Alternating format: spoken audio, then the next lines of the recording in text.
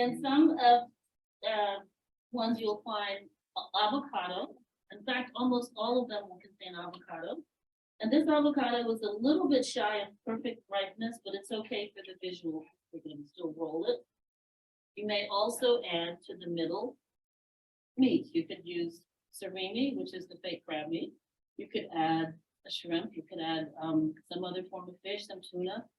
And when you buy them in restaurants or in takeouts, you can always see that these ingredients have been in there, because when you roll them, you see them down the middle. We could also add a pickled carrot. We could add almost anything you want. Today, for the simplicity of it, I'm just going to use the avocado, because more now it's about the technique of rolling. Once again, we're improvising just a bit, but you're going to tuck the sheet like so, and then proceed to roll it in this fashion. And once it's all rolled, I'm hoping it's rolling. You have it kind of trapped inside your mat, and you can squeeze it like so to help it form a shape. And now you have the rolls. I would like for them to be a little prettier, but in the end, what you're doing when you have a long roll, which could be as long as 7 or 8 inches, and you have perhaps a pickled carrot or some pickle or avocado in the middle, you then take your knife, and your knife ideally should be damp because the rice is very sticky, and you carefully cut such a fashion that you will be able to reveal. We're going to pretend we're revealing this beautiful roll on the inside. And since most of us have seen them in restaurants or in other pictures, in fact, I think there's even one in the recipe set, you know the full effect. If you don't use all your rice is fine to incorporate any other dish that you want to use it for. It can be fine with, any other paella. You can add your saffron. You can add scrambled egg. You can do anything you want with it. It's still excellent. So it's brown rice. It's good in fiber. It's cold rice, so it has this resistant starch, low glycemic index, and it's usually very pretty in New York. As so many of the final products in Japanese cuisine are almost works of art that you don't want to destroy by biting into them. So are there any questions about making a sushi roll? I have a question. Ready. Can you freeze those? That's a great question. I don't know. He gets 10 points. So the question, for everybody online heard, make sure that, okay. Yeah. So No, we didn't hear the question. Can you repeat the question? the question was, can you freeze the sushi roll once it's made? And I've never done it, but I don't see why not. And here's how I would do it and see how I like it when it comes back. The texture might be different. I agree, yeah, but it might still be delicious. Oh, one other ingredient that normally would go in is the hot mustard called wasabi. And the wasabi, along with the nori that I thought I packed, are sitting next to each other at my dining room table. But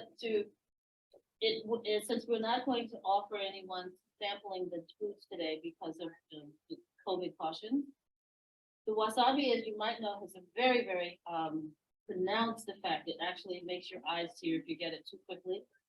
But on small amounts, it's magical. So a very small amount of it is generally, before you roll it, you just smear it across parallel to your avocado and your surimi or whatever other meat you put in, fish or other that you put in.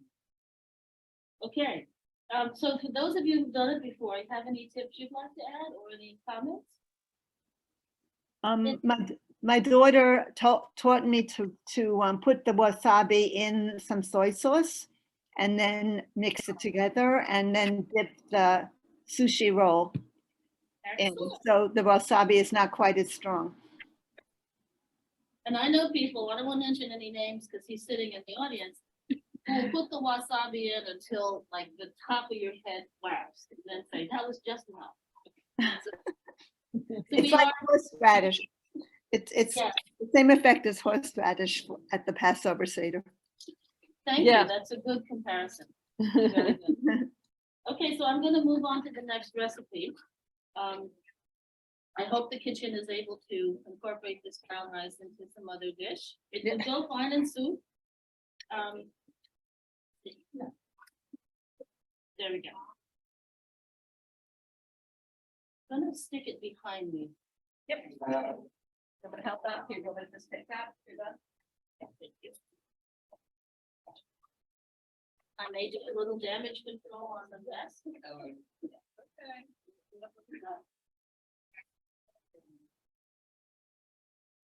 You want to show? Okay, so the next recipe is our deviled egg. I'm sorry, cucumber sandwich. Here we go. Now, who here likes toasted bread versus regular from the loaf? I'm a from the loaf girl. Toast? Well, we're gonna do just from the loaf for this one, and I hope that's acceptable to everyone. I don't think the standard recipe calls for you to toast it. It also allows for incorporation of a lot of other ingredients like chives and dill, and we could do all of those as well. This is my soon-to-be garbage bag. Is anyone else here thinking, I hate to waste this rice, I wonder if I can figure something to do with it? But here, and one of the things that you'll find, I'm sorry, cucumber can also go inside your nori. And I sliced it and got ready, but I began to talk about it and didn't do it. So the avocado, the cucumber, and some form of fish, and then again, you've mashed your rice nice and flat. Okay. So there's the other kind of cucumber called the English cucumber, which often comes pre-wrapped in a plastic string thing. I don't think I bought one more than once in my life. I'm just an old, I get the cucumbers that come out of the garden. We're gonna do the same thing. I think, had we been doing had I remembered to introduce the cucumber to the nori to make the sushi roll, I did want to point out that when you put it in your sushi roll, you don't use the side with the seeds. I'm fine with seeds. I think they're delicious.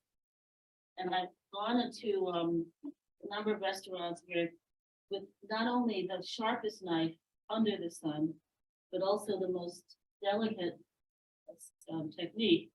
I've watched a guy peel the cucumber like so until there's down to just a little center rod of seeds. And he was tossing them in the trash, and I said, I'll take those if they're just gonna go in the trash.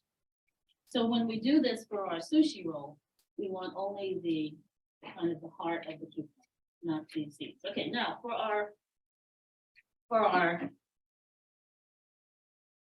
cucumber sandwiches, we're gonna use the whole cucumber, but we don't want the skin. So let me take a moment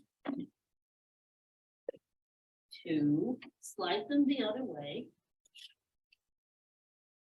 I was asking earlier, when you have this kind of a device, do you slice towards yourself or away? I'm definitely away from myself. Now I have a platter that I mentioned to Barbara earlier. I want it to be for the big reveal. So I'm going to start setting up the platter with the version of our sushi roll that did make it to the final table. I'll come back and do that in just a moment. Here I'm going to now prepare our cucumber sandwiches. Whole wheat bread, white whole wheat, for more fiber, better for those of us females who are over 60. The recommendation is 19 grams of fiber a day, but for younger people and males, it can be up to 30 grams of fiber a day, 25 to 30. And one slice of this bread will give you 3 grams of fiber. So if you have, I'm going to cut these in quarters So that way they look cute. The traditional way to do the cucumber sandwich is also to remove the crust. Coming from a household where there were people who lived through the Depression, we don't throw the crust away. They become breadcrumbs or they become bread pudding. What would anyone else do with their crust? Eat it. Oh, okay. Croutons. Crouton, ah. Then they will stay over here and remain loved. I'll put them in. Put them- You keep them in the freezer, tightly wrapped. Yes. And then you make the soup. Instead of having to put any thickener, you could just put the bread. Excellent idea. That's one of those closely guarded chef secrets. How did you find out about that? Cooking for a long time. Oh, all experience. Oh, yeah. Barbara? Do we have the little cream cheese?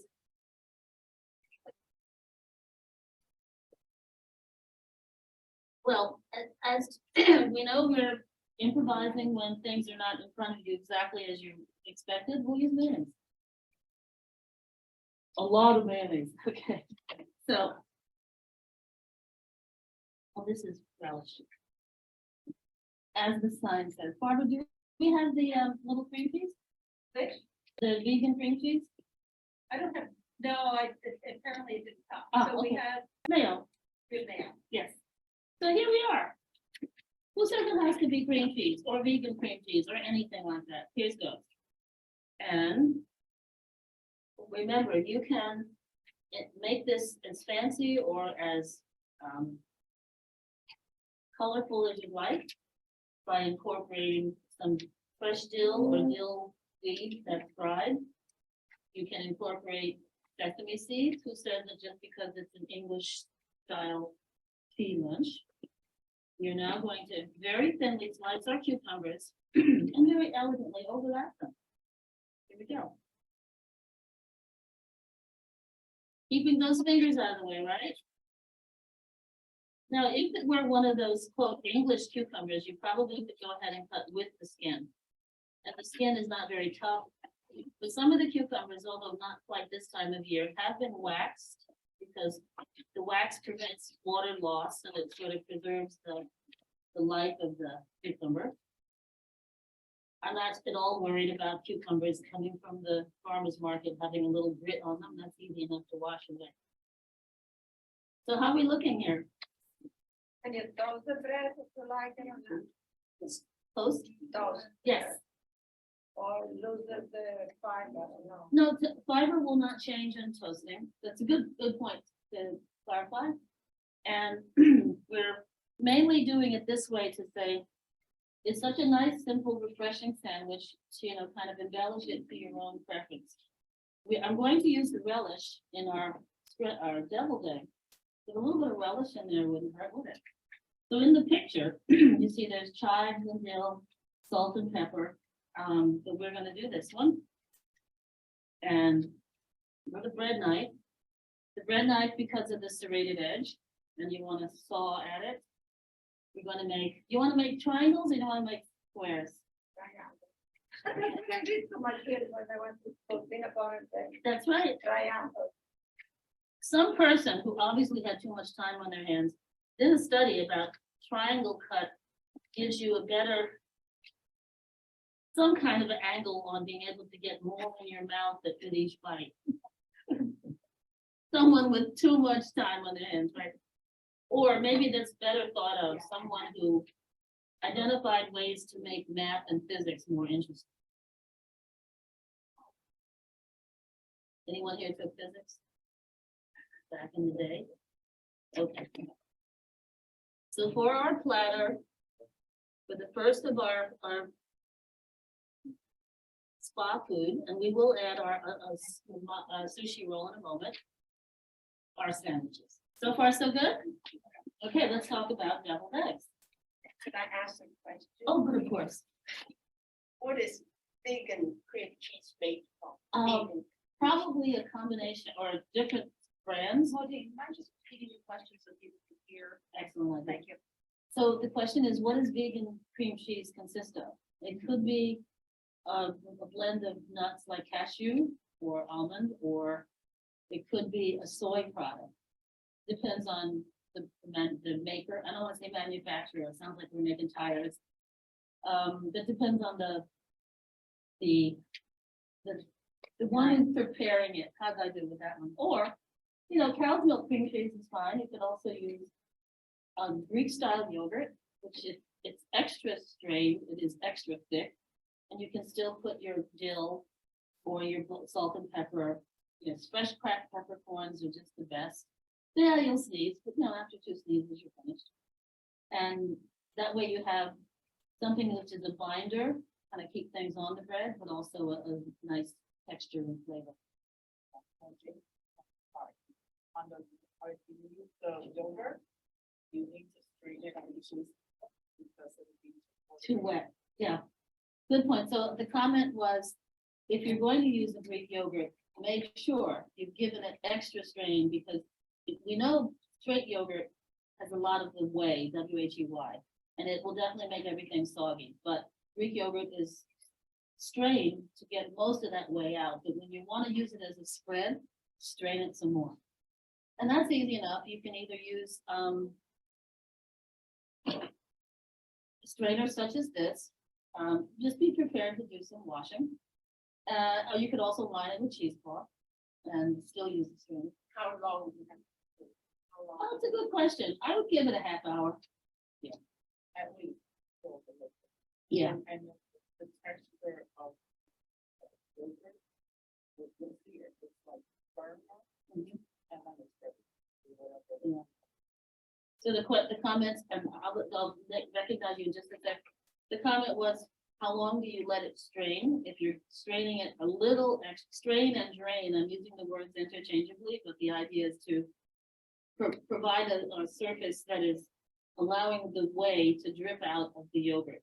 So it needs to be tight enough not to let too much yogurt go through, but by then you're going to have a nice, thick, a hearty ingredient inside, which lends itself to lots of different applications in the kitchen.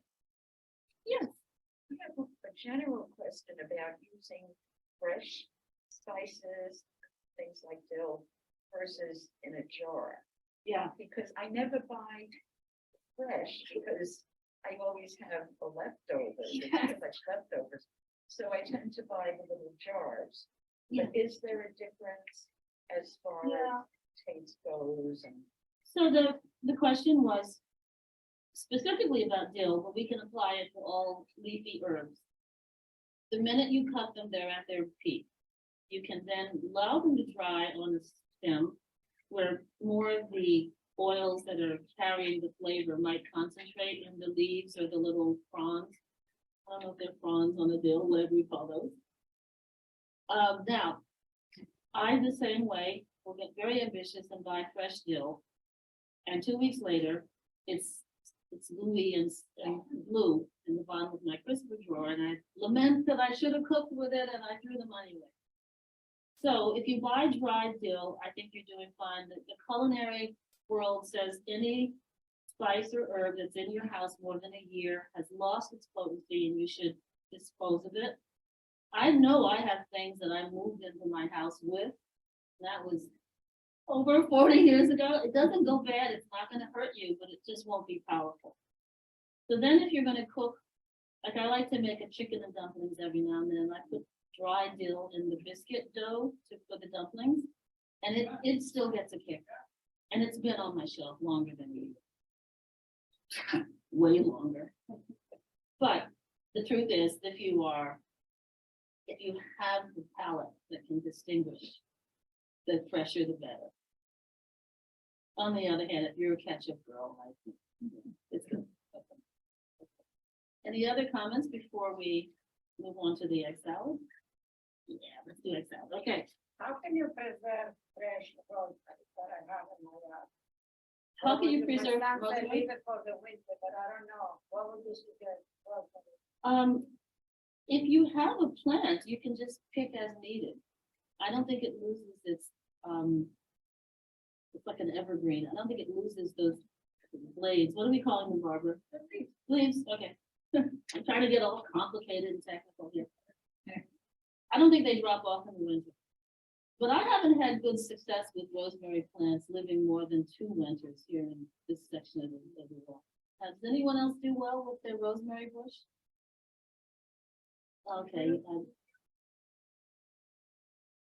Don't let it get down to 12 degrees. No, really need.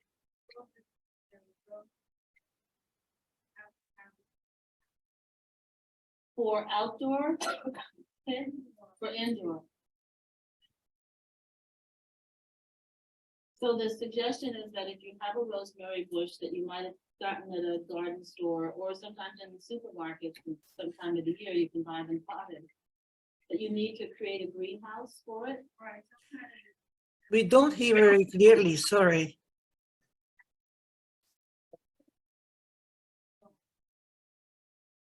Okay, so I'm repeating her statement and I'm hoping that I've repeated it clearly. So we were talking about what do you do for fresh rosemary if you have a rosemary bush, okay. And so the conversation started to veer into who's got a rosemary bush and how do you hold on to yours? But the question really started with, what do I do with my rosemary if I'm going through the winter?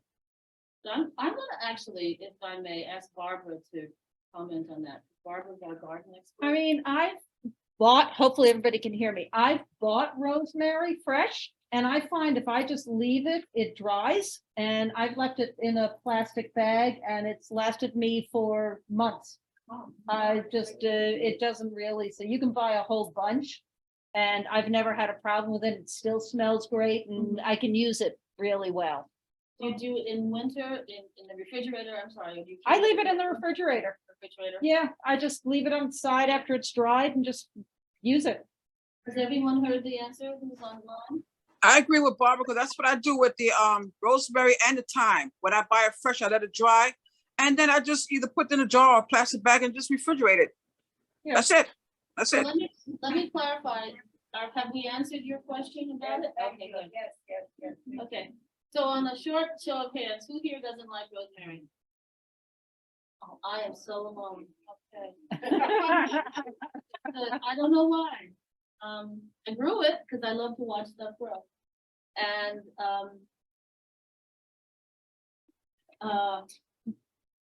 not a basil fan either. What's wrong with my genes? I don't know. But I grow it because I like to watch it grow and play with it and give it away. Yes. Yeah, I was just saying, if you wanted to plant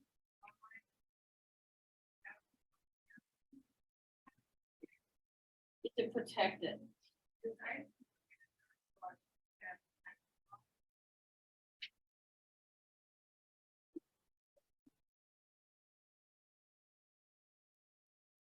When you worked in the herb garden, what happens after the first frost?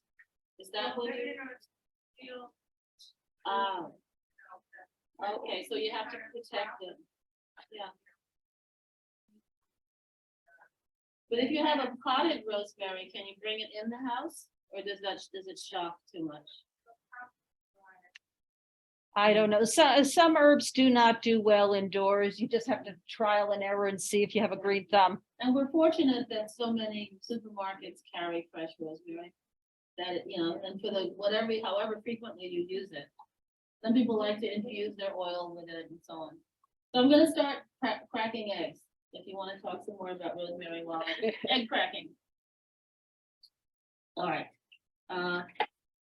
They've provided me with 4. I'm just gonna do 2. Let me get all my crumbs away. Okay. I have seen so many shows with how to crack an egg where you don't lose all the egg to the shell. Let's see what happens here. Does anyone have one where they swear that? This is not the raw, this is the egg for the Oh, no. Yeah. Okay, now that's the one we're gonna use in the chocolate. Just see if this is. Okay, they're all raw. Okay, well, we can continue talking about herbs. Oh, no. Who here has never in their life had a deviled egg? So we're not really breaking new territory by creating, but on the spa theme, I just wanted to give eggs, proper respect and love, because they are delicious. They are easy, I've never had an occasion where no matter how sick you were feeling or, how you thought, I don't feel like really having a whole meal, I'll just have a snack. A deviled egg is just always welcome. So while we won't be demonstrating it today, the one that I have in the recipe is fairly standard in that it calls for mayonnaise, Dijon mustard, a little vinegar, salt and pepper to taste. And then we were gonna really give it we're gonna move it to the next, the next level with some turmeric. So if you have this at home, just, give it a generous pinch and see if you like it when you mix it up. It really takes far less time than we worry about, and portable and refreshing and good any time of day, morning, midday, evening. What was that in the newspaper? Turmeric. I know it's pretty nondescript here because it just sort of looks, could be pumpkin spice for all we know.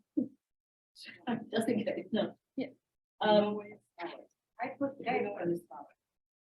Capers, Capers. Oh, capers. right. Italian people use a lot of. capers in there and then deviled egg. That sounds excellent.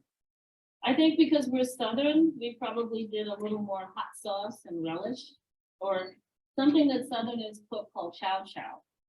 Is anyone familiar with it? It's at the end of the growing season, you have a lot of green tomatoes and possibly a lot of peppers and onions that are almost ripe, but you're gonna get a frost and you're gonna lose them. They're minced finely and then pickled. They're simmered in vinegar and sugar and then jarred. Some people put them, they're very, very fine, almost like a mush, like a, not a curry paste, but it's another word I'm trying to come up with. Like a salsa type of? Yeah, very fine. Some of them are a little coarser. So chow chow. So I did that one year when I just had a bumper crop of cherry tomatoes and some others that I didn't want to, I gave them away and then I still had some and I didn't have the heart to put them in the compost, and it came out pretty good. We were going to use relish, which is not going to be a surprise to anybody. It's your basic pickle, it's your basic cucumber that has been diced and possibly peppers added, maybe some other seasoning. But let's then move on to our next demonstration, which is the preparation of the dark chocolate black bean mini cupcake. So I'm going to show you the final product first, as I was trying to build our elegant platter here. Has anyone here enjoyed a charcuterie tray? So I was making a joke the other day with my husband. He said, they start off beautiful. You sort of have I'm going to come here where the camera might see it better. It could be a board. It's not usually a platter, it's like a cutting board, where you may take a smear of mustard up the middle and then delicately overlap cut pieces of salami.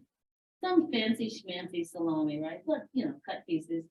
And then you may have some wedges of cantaloupe. And over here you may have some walnuts. And then some breadsticks in the middle, and perhaps some, little bits, the cubes of cheese. And the plate looks gorgeous. And I said, and then after people start picking at it, it's a mess. I don't think I want to eat something from that plate. But I'm going to start with the idea of a charcuterie. But nothing here should blend in with anything else. Here are our mini cupcakes, which I believe Barbara's going to try to pack up for everyone to take. Gloves. Oh! I had them on before, didn't I? Nope. No. You didn't call me on it? I thought you did. Nope. Well, because That's all right. Before it doesn't matter. Now That's we're right. sharing, so. Thank you. And these, I can tell you, I put them at home. But I wipe my counters with bleach, and I'm just like fanatic about it. And more, I'm very conscientious about it. So And as far as developing the pretty tray, I don't think I got the full effect here.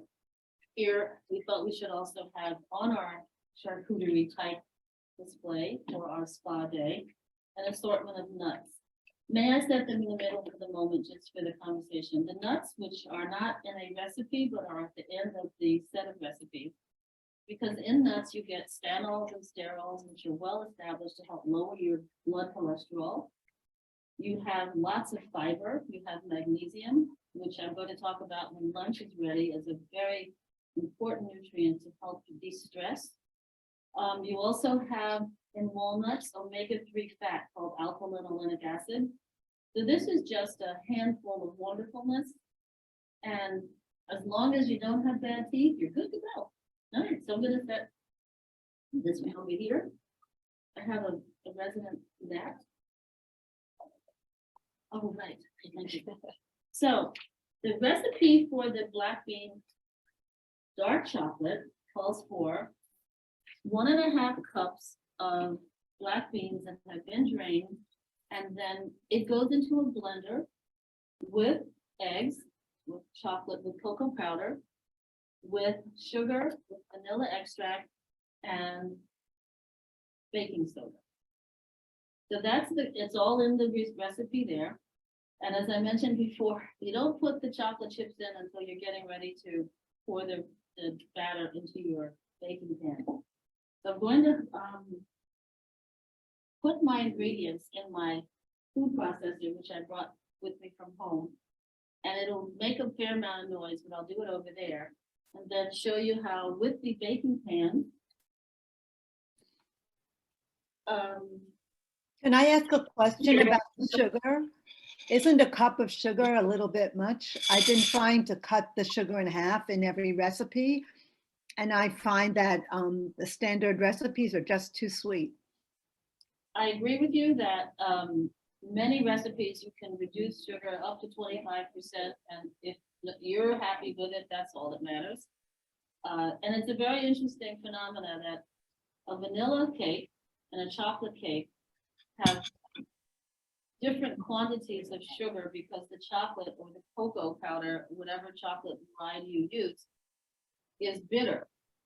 And it requires that the cake be sweeter. So a basic old-fashioned cake will have 1 cup of sugar for vanilla cake and 2 cups of sugar for chocolate. And I've tried cutting it down, and you just end up with something a little bit harsh. So I would say to your preference, please do so. Okay, thank you. Okay, now, I'm going to take our beans. So it calls for 1.5 cups of beans that have already been drained. So let me drain it. And I actually bought a bag of black beans from the local supermarket and cooked them for, at 2 hours or so, and then use that for my beans for the mini chocolate chip cupcakes, dark chocolate cupcakes. So this is many recipes will just tell you to buy or to use the contents of a 15-ounce can. So I'm going to do this measuring with you now to see, does a 15-ounce can of black beans contain 1.5 cups? So let's say I used 1.5 cups from a big pot that I've already cooked. Do you think that's drained enough? I'd say so. That's okay. And this will be my mixing bowl. Did have cucumber, but we're friends. Okay, here's my 1/2 cup measure. Here's a 1/2 cup. Now, of course, a cup means 2 more halves, right? Is that making that math tough again? So I could either do that or I could just use the standard 1 cup. Let's see. So it looks as though a can of beans probably has the equivalent of 1.5 cups. So for future reference, now you know. Okay. So if you were using the recipe that I've included in today's handout, and you weren't sure what 1.5 cups would be, and you didn't want to cook a whole pot of black beans just to make sure, then be happy with 1 can. Okay, so our beans have been drained. We add to that 3 eggs, 1 down, Two, go.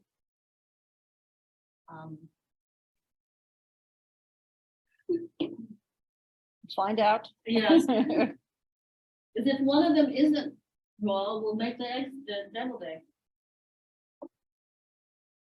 And it's, We have a Raw. boiled, oh, no. Okay. right, so I'm also not the world's best egg cracker. I don't know why that has to be such a mysterious task, but I've heard hit the egg on the side as opposed to try to hitting on the top. I've seen people hit it sharply with a knife, and all I do then is get tiny little shards of shell in my eggs. I'm happy to take advice. Okay, so there's our second ingredient, is we're gonna put all of this into the blender at the same time. It then now calls for a half of a cup of cocoa powder. Hiding on my left. Okay. Here comes our half cup again. I know there are other brands of cocoa powder, but I have to be honest, I've never bought anything with the Hershey. Anybody else? I mean, I know they're out there. Okay.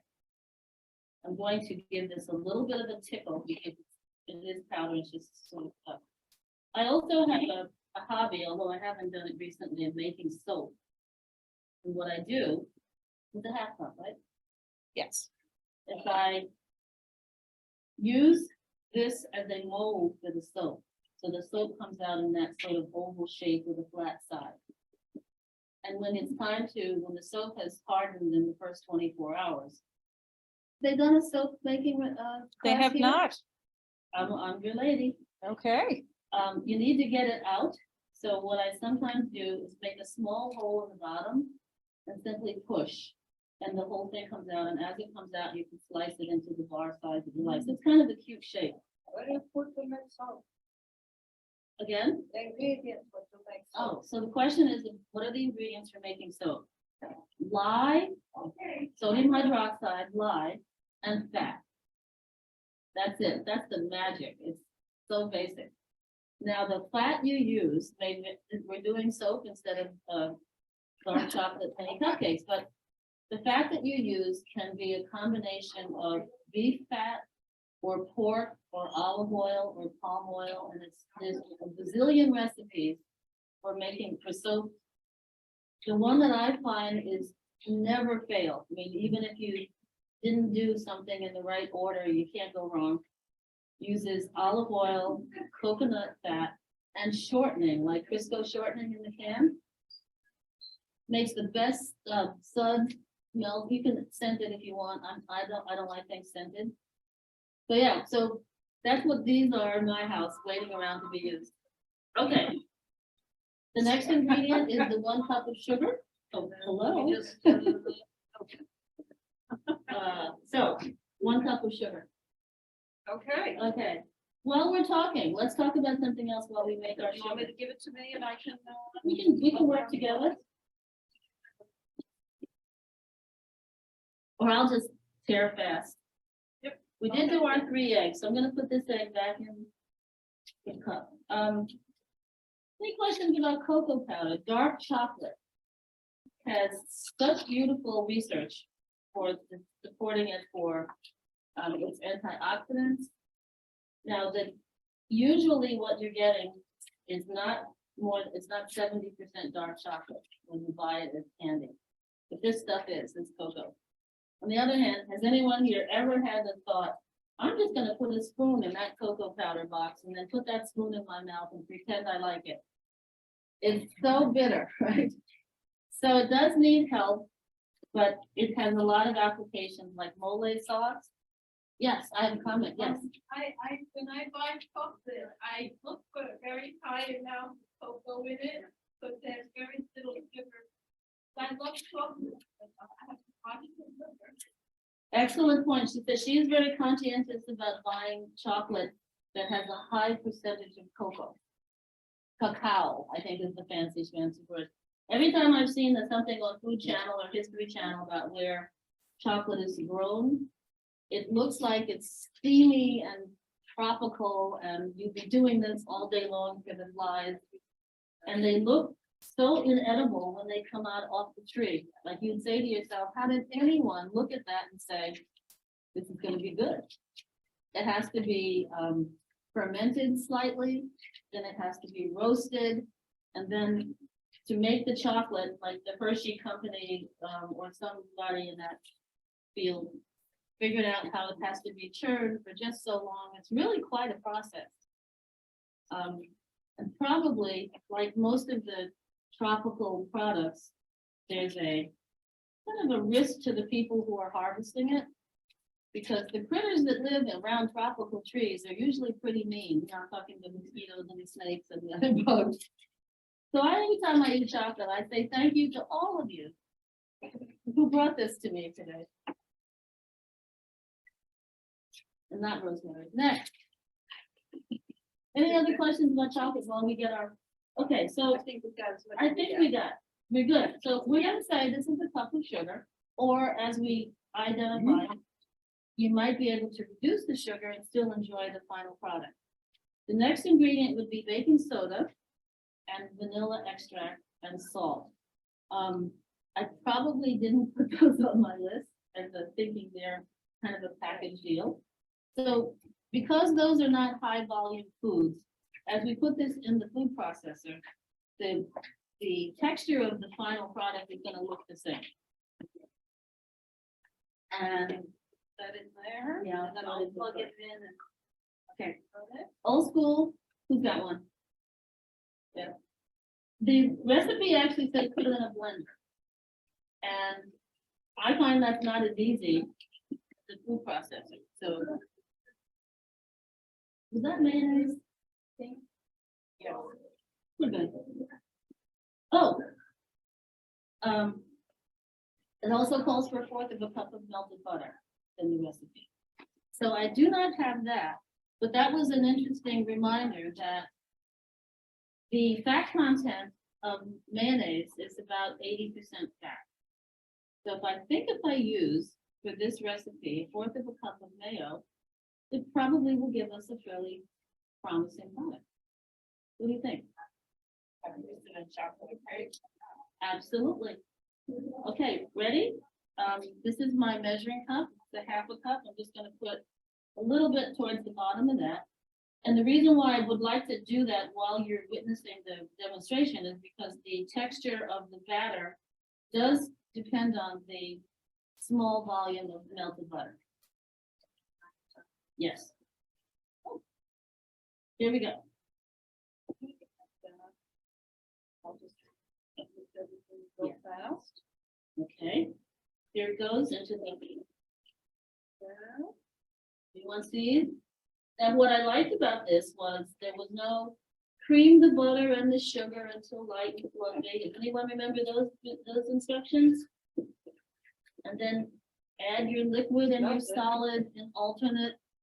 Does anyone remember? I mean, and those cake instructions are classic. This one was written for us. It's just put it in the blender or food processor, whip it up until it's all smooth. So the baking soda and the vanilla extract would also blend easily. And remember that last tip, make sure your chocolate chips or your pieces of chocolate don't stay in the bottom of the bowl. And this is what the final little muffins will look like. Now the picture that you see here is from the website where I took it, then calls for using a glaze to finish off the top. And the glaze, as you see the ingredients, are just a little more richness. And if you feel like you want a little more richness, fine. You probably could take a shortcut and use, are we good?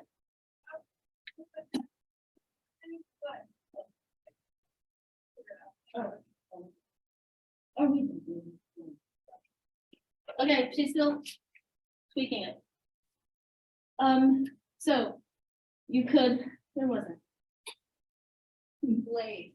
Yes, so you could probably shortcut and buy a commercial chocolate frosting and maybe thin it out with something and see how it goes. But as I said, I want to put one more, I want to try to put the